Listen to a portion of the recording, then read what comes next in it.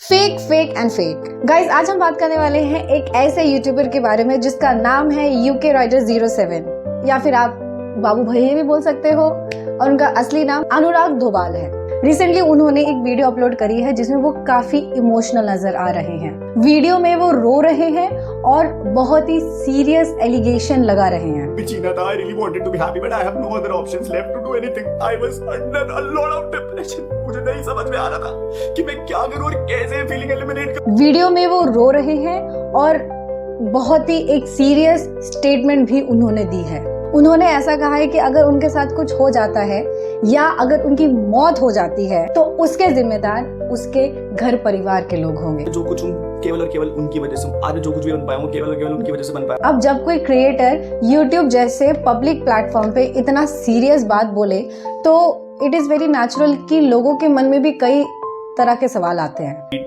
नहीं थे initial point पे कि भाई हम शादी करा देंगे, कर देंगे वो। सबसे पहली बात कि अगर पर्सनल और फैमिली रिलेटेड इतने सेंसिटिव इश्यूज चलते हैं तो उन्हें क्या पब्लिकली इस तरीके से निकालना सही है? देखिए, हर इंसान के लाइफ में कभी ना कभी प्रॉब्लम्स होती ही है।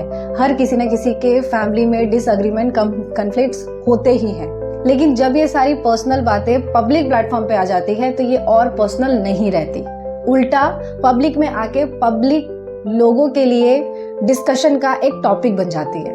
और YouTube की ऑडियंस बहुत बड़ी है, लाखों लोग उस वीडियो को देखते हैं, अपने ओपिनियंस देते हैं, कमेंट करते हैं और कभी कभी तो सिचुएशन बहुत ज्यादा कॉम्प्लिकेटेड बन जाती है। इसीलिए जब भी कोई क्रिएटर इतना सीरियस बात बोलता है जैसे कि अपने पॉसिबल मौत के जिम्मेदार बताना, तो उसका इम्पैक्ट लोग इमेजिन भी नहीं कर सकते, बहुत बड़ा हो सकता है। वाले मुझसे बात नहीं कर रहे उस लड़की के लिए, जिस लड़की के लिए मैंने छोड़ा नहीं था। मैंने उनकी इज्जत करके, उन्होंने बोला था कि भाई घर पे मत आइयो, अगर कुछ भी खराब हो गया, पापा की डेथ हो गई तो तेरे ऊपर आएगी। मैंने कहा यार, अपने बाप को कौन मरता हुआ देखना चले जा। दूसरी बात यह है कि आजकल सोशल मीडिया पे ये एक ट्रेंड भी देखने को मिलता है जहां पर्सनल प्रॉब्लम भी एक कंटेंट बन जाता है। कभी रिलेशनशिप इश्यूज, कभी फैमिली डिस्प्यूट्स और कभी कभी इमोशनल ब्रेकडाउन, सब कुछ कैमरा के सामने रिकॉर्ड हो रहा होता है सिर्फ कंटेंट के लिए।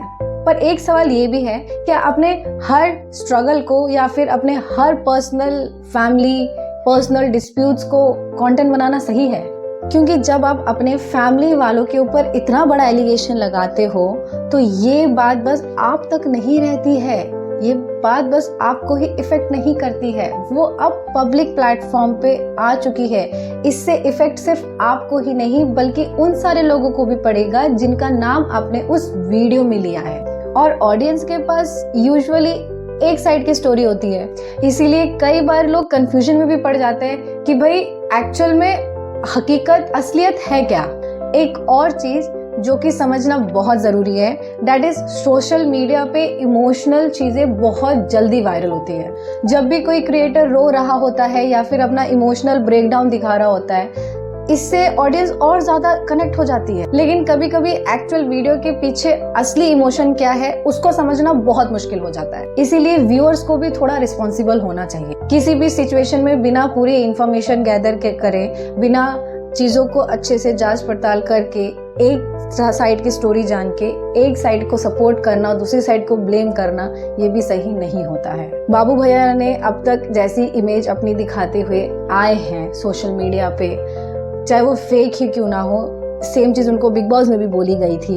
एंड अब उनके साथ अगर हकीकत में ऐसा हो रहा है तो ऑब्वियसली किसी को भी अच्छा नहीं लग रहा है, नॉट इवन मी।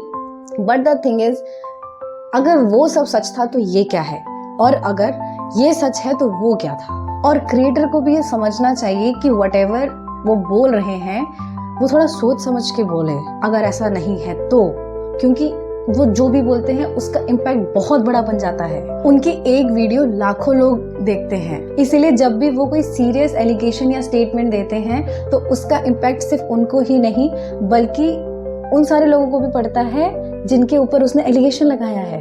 एंड इस पूरी चीज का इम्पैक्ट उनके पर्सनल लाइफ के साथ साथ उन सारे लोगों के लाइफ में भी पड़ती है जिनका नाम उन्होंने लिया है। अगर किसी की लाइफ में जेन्युइनली प्रॉब्लम है तो उसको अलग तरीके से भी सॉल्व किया जा सकता है, जैसे family discussion, legal help, counselling या और कोई दूसरे प्रोफेशनल ऑप्शंस भी है। कभी कभी कैमरा के बाहर बात करना और सिचुएशन को प्राइवेट रखना ही बेटर होता है। मैं ऐसा बिल्कुल नहीं बोल रही कि किसी भी इंसान को अपनी फीलिंग शेयर नहीं करनी चाहिए। हर इंसान को अपनी बात रखने का हक है, लेकिन जब बात बहुत सीरियस होती है और किसी के ऊपर एलिगेशन लगाने की बात होती है तो बहुत सोच समझ के चीज़ों को शेयर करना चाहिए, क्योंकि इसमें आपके रेपुटेशन के साथ साथ सामने वाले की रेपुटेशन में भी इफेक्ट करता है। अब इस पूरे मामले में आप लोगों का क्या ओपिनियन है? क्या आपको लगता है कि इस तरीके की फैमिली इश्यूज को सोशल मीडिया पे पब्लिकली शेयर करना सही है, या फिर ऐसे मैटर को प्राइवेटली हैंडल करना ही ज़्यादा सही है? अपनी ओपिनियन कमेंट में ज़रूर बताइएगा।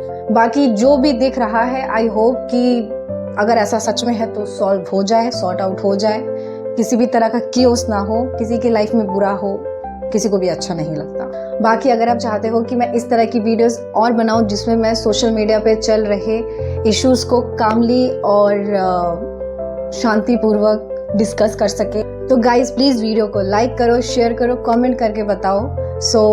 बहुत मोटिवेशन मिलती है इससे। बाकी मिलते हैं हम अपने अगले वीडियो पे, तब तक के लिए bye bye, take care and Radhe Radhe. Radhe Radhe.